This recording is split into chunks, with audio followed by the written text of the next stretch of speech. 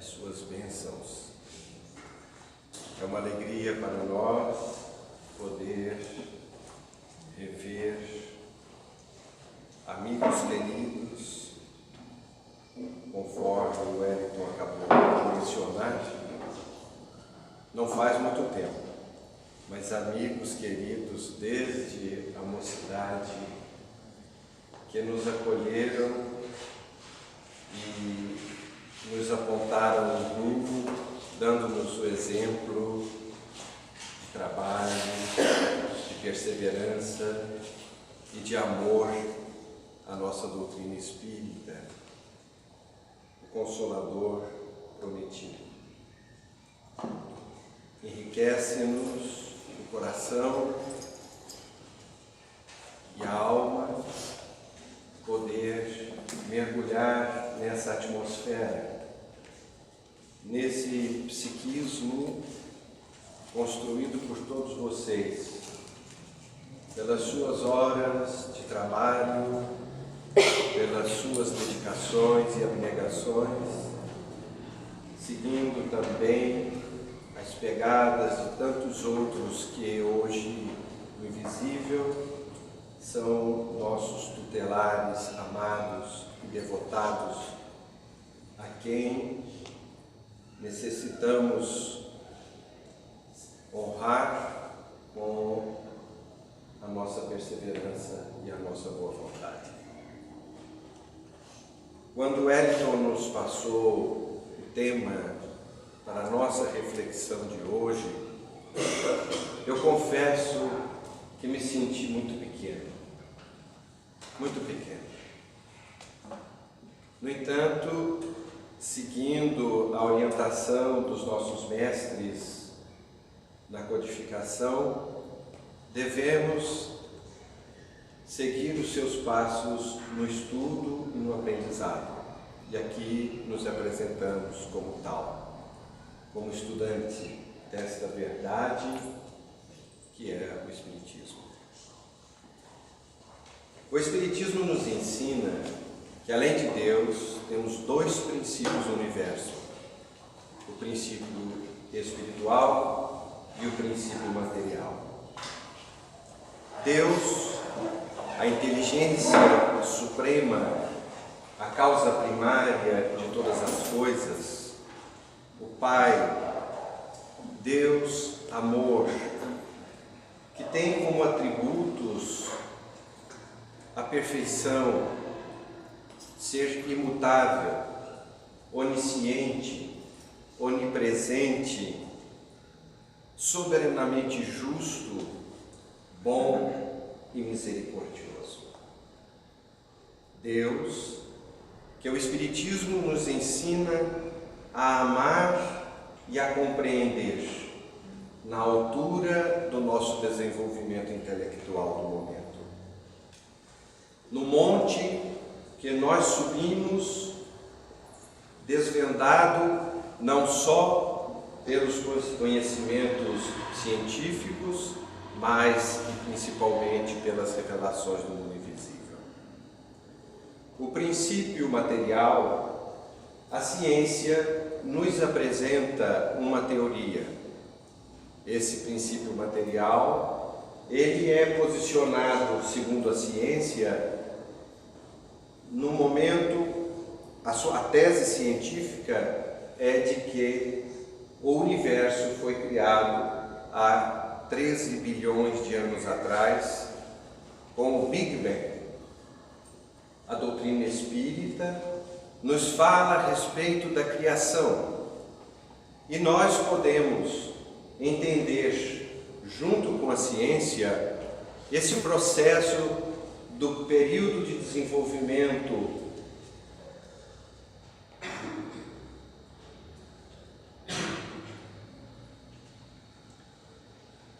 a ciência nos apresenta a sua tese do Big Bang e nós podemos recebê-la porque o Espiritismo diz-nos que devemos acompanhar a ciência nos seus desenvolvimentos. Recentemente, nós tivemos oportunidade de assistir no Netflix uma daquele programa realizado chamado Cosmos pelo astrofísico Dr. Neil deGrasse Tyson. Nós ficamos muito felizes de poder ter acesso àquele documentário, porque me falece pessoalmente alcance intelectual para entender as explicações da física quântica, embora tenhamos sido iniciados na escola, como todos os irmãos, na física cartesiana. E à medida que o Dr. Tyson começa a desvendar para nós os conhecimentos que a ciência já conseguiu alcançar a respeito ou a nível de universo, nós fomos vendo que estão, de alguma maneira, associados às revelações que a doutrina espírita nos faz. E à medida que ele mostra, então, desde o Big Bang há 13 bilhões de anos atrás, o momento da criação, ou o momento em que a Terra vai começar a condensar os seus gases há 4 bilhões e meio de anos atrás, para formar não só esse orbe, mas também o nosso sistema solar. E a partir daí do resfriamento da Terra, o conhecimento que nós passamos a ter das épocas geológicas, o aparecimento da vida, o desenvolvimento dessa vida nesta casa que nos acolhe até os dias de hoje. Reconhecendo agora, bem próximos de nós, há 1.140.000 anos atrás, quando os Pithecanthropus erectus, ele ficando de pé, se tornando bípede, daria início ao desenvolvimento na direção da raça humana. Esse princípio material que está presente em todo o universo foi elaborado por Deus e entregue a cada um de nós para que nós fizéssemos a nossa evolução. E aqui eu falo entregue a cada um de nós, porque aí nós mencionamos o princípio espiritual, que na noite dos tempos, criados ou saídos das mãos de Deus, esse princípio espiritual, conforme o Livro dos Espíritos, na parte 2ª, capítulo 11, nos fala de que esse princípio espiritual iria estagiar nos 3 reinos até alcançar a sua condição hominal. Se nós formos fazer aqui uma comparação da evolução do princípio espiritual e também do aparecimento do homem na face da Terra, nesse percurso rápido que nós estamos procurando desenhar da evolução da nossa morada, do nosso planeta Terra, nós vamos ver que o Homo sapiens, ele iria se destacar em torno de 70 e 50 mil anos atrás, efetivamente. E nós vamos encontrar a nossa escrita, ou o desenvolvimento da nossa escrita, há 6.000 anos de nós. O professor Tyson, nesse documentário no Netflix, ele fez uma comparação para que nós entendêssemos a extensão desse tempo e desse espaço. E ele fez com que todo esse período cósmico de 13 bilhões de anos fosse configurado em um calendário nosso humano de 12 meses. E ele chama esse ano de ano cósmico. Então, 1º de janeiro, 1º segundo, de 1º de janeiro desse ano cósmico da criação, o Big Bang. O último segundo, de 31 de dezembro, o momento atual. O homem apareceu na face da Terra nos últimos 15 segundos da história do universo, considerando a nossa morada. É claro que nós temos que fazer uma análise do ponto de vista espírita. O tema que o Wellington nos pediu, nós devemos alcançá-lo.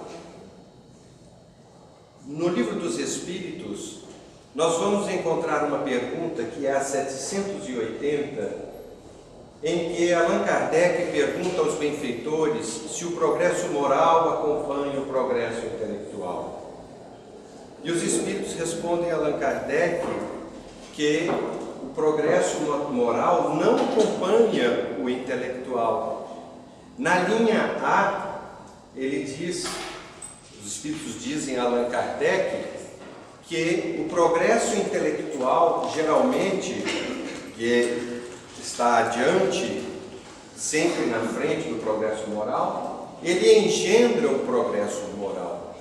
Ou seja, do progresso intelectual sai o progresso moral. Allan Kardec, no seu questionamento da linha A, parece ficar admirado disso. Mas os Espíritos dizem a ele que isso acontece, ou seja, o progresso moral sai do progresso intelectual, porque o homem passa a distinguir o bem do mal. O homem passa a escolher e a exercer o seu livre-arbítrio de uma maneira mais clara, à medida que ele entende esse bem e mal. E, consequentemente, dele saber separar o bem do mal e dele usar o livre-arbítrio, aumenta a sua responsabilidade. É assim que nós vamos analisar o período em que nós nos encontramos, quando a predominância do nosso conhecimento intelectual nos admira, quando a evolução tecnológica soluciona problemáticas da nossa vida cotidiana, aliviando a dureza e a aspereza da vida física, facilitando-nos de certa forma a nossa vida material. Allan Kardec perguntaria ali nesse período, na parte terceira da Lei de Progresso, no Livro dos Espíritos, a respeito disso. Porque parece que quanto mais inteligentes nós somos, parece que as nossas imperfeições morais ficam mais acentuadas.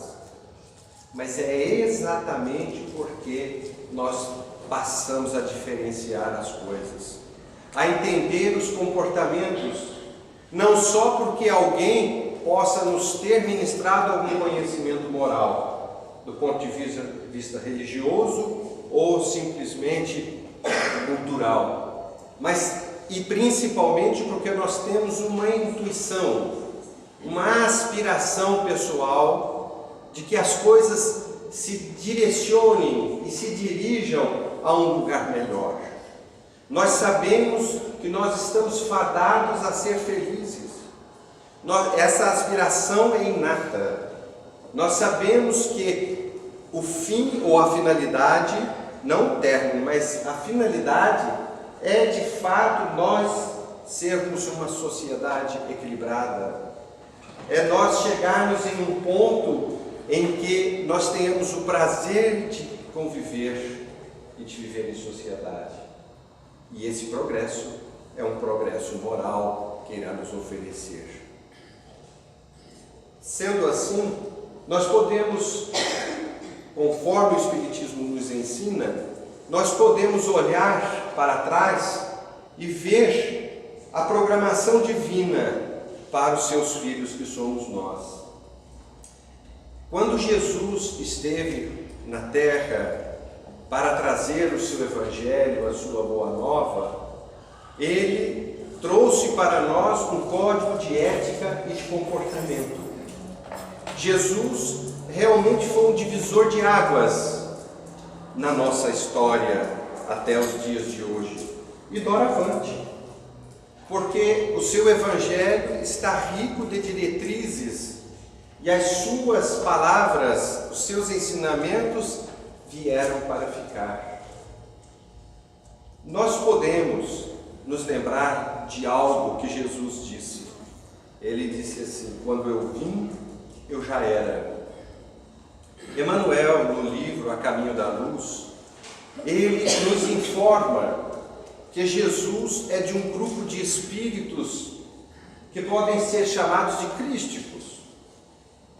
Quando as nebulosas ou os gases se desprenderam do Sol para se condensar e formar a Terra, Jesus já era o Cristo. Nessa magnificência e nessa beleza que nós sentimos 2000 anos depois, nas letras do Evangelho, quando lemos os teus exemplos e as suas palavras. Quer dizer que nesse período todo da criação do universo, da criação da Terra, Jesus esteve presente nas nossas vidas. O Chico dizia que o Cristo nos conhece pelo nome. O Chico era extraordinário, porque nós mesmos chegávamos perto dele, sem nunca tê-lo visto, e ele já nos tratava pelo nome.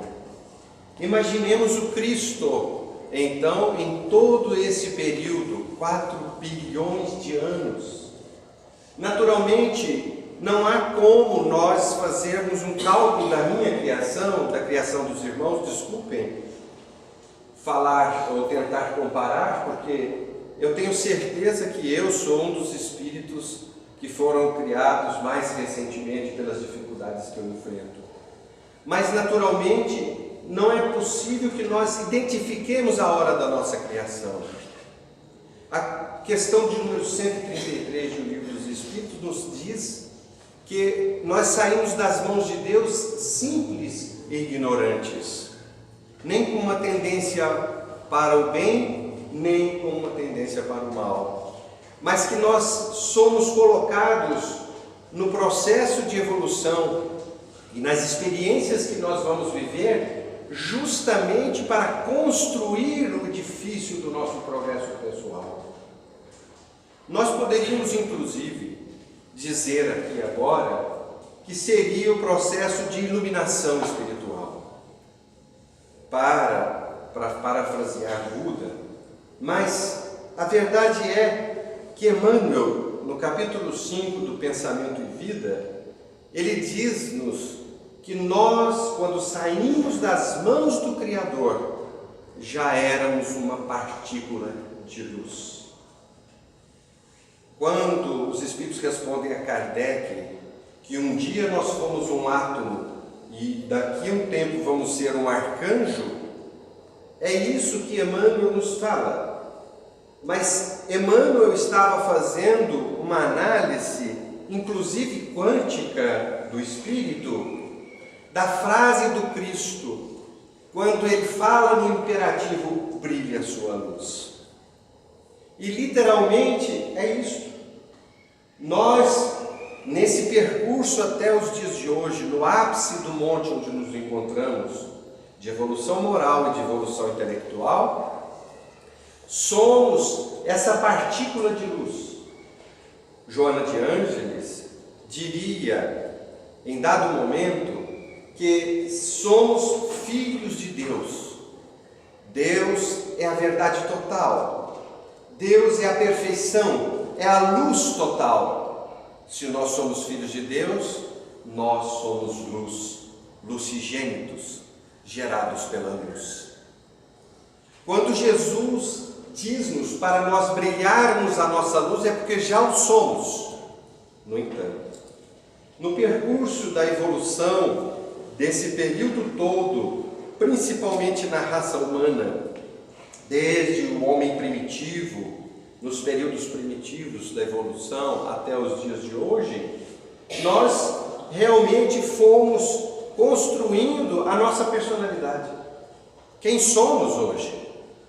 Com acertos, com erros, com alegrias, com tristezas, com momentos bons e menos bons, vivendo em todos os quadrantes dessa morada do Pai, experimentando o sol e o sereno da noite e enxergando as estrelas em todos os quadrantes, como diz Emmanuel.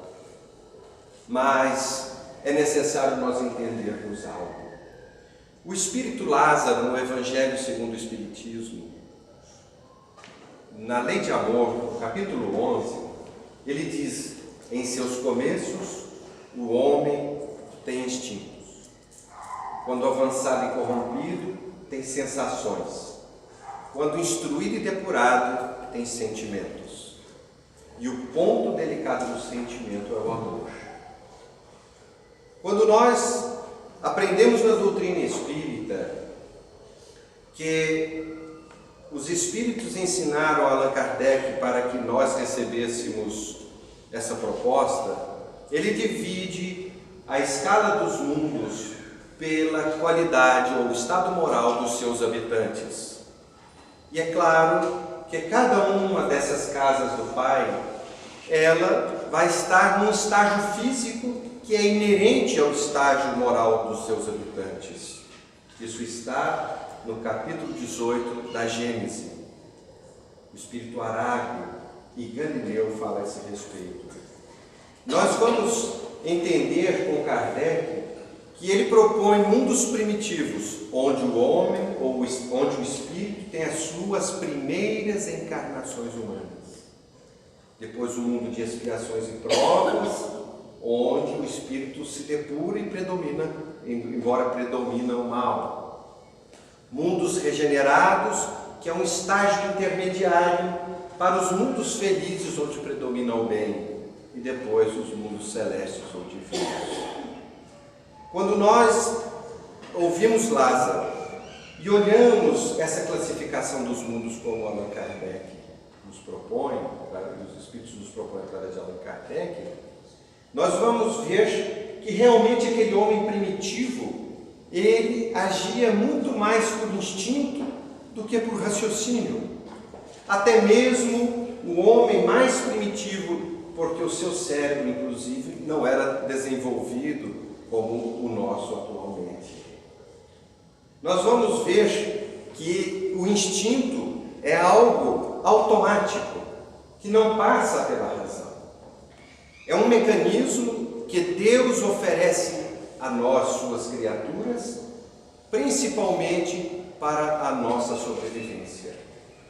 E aí Allan Kardec, no Obras Póstumas, vai falar sobre o instinto de conservação. Ele fala que o instinto de conservação é importantíssimo. E alguém poderia dizer, quer dizer então que no ponto que nós encontramos hoje, nós deixamos o instinto de conservação? Não. Nós continuamos com o instinto de conservação. Ele nos é muito útil para a manutenção da nossa vida. No entanto, hoje somos seres racionais, lógicos. Nós raciocinamos.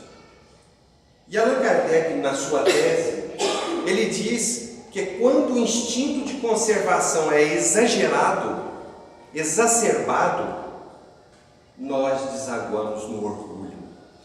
Porque o indivíduo com um instinto de conservação exagerado, ele passa a achar que é melhor do que o outro.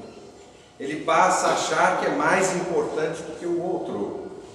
E daí, ele também passa a entender que ele é o centro das coisas e quer para si próprio, procurando muitas vezes no prejuízo do outro a satisfação dos próprios prazeres e dos próprios interesses. A tese de Allan Kardec é que o orgulho e o egoísmo, eles têm o seu ponto de partida no instinto ou na exageração do instinto de conservação. Acontece que, à medida que nós evoluímos desde o homem primitivo até os dias atuais, nós desenvolvemos a nossa capacidade de raciocínio, a nossa capacidade lógica. E a ciência passou a nos ensinar a origem da vida, passou a nos ensinar os mecanismos da vida, e nós podemos abandonar a nossa infância psicológica, quando nós explicávamos os mecanismos da vida com o politeísmo, com os deuses mitológicos, e aí começamos a entender melhor o que é Deus. É claro que entender o que é Deus modifica completamente a nossa relação com a própria divindade. E à medida que nós vamos compreendendo quem somos, de onde viemos, para onde vamos, por que estamos na terra, qual a razão da dor, igualmente nós vamos desmistificando o nosso orgulho, o nosso egoísmo. Quando nós chegamos nos dias do advento da doutrina espírita, o Espiritismo vem nos descortinar a nossa realidade espiritual. Vem nos mostrar que o princípio espiritual, ele é imortal, que o princípio material é simplesmente um instrumento de que nos utilizamos para a nossa evolução. E aí nós nos recordamos de Jesus, quando ele nos diz: não se perturbe, não turba o seu coração. E nós estamos vivendo uma hora de perturbação, nossos corações muitas vezes sobressaltados, perturbados, e às vezes inclusive dizendo, pensando conosco próprios, o que comeremos, o que beberemos no mês que vem, já que relativamente possuímos o imediato. Nós vamos entender que Jesus nos diz: não se turbe o vosso coração, credes em Deus, crede em mim. Há muitas moradas. Quer dizer então que todos nós somos espíritos em trânsito na direção do infinito e do futuro. Nós saímos da mão de Deus e retornamos para a mão de Deus. Nós somos o fóton, nós somos luz, mas nós precisamos nos livrar das jaças, como o diamante, que carrega, ou que tem o cascalho, né, o diamante que tem a ganga, como o ouro que precisa ser purificado no fogo. E para isso nós entramos no corpo, saímos do corpo sem sair da vida. É claro que na atualidade a predominância do materialismo, dos interesses imediatos, nos fazem sofrer, porque nós depositamos os nossos interesses em tudo aquilo que está brilhando aos nossos olhos. Allan Kardec, nas questões adiante das que mencionamos,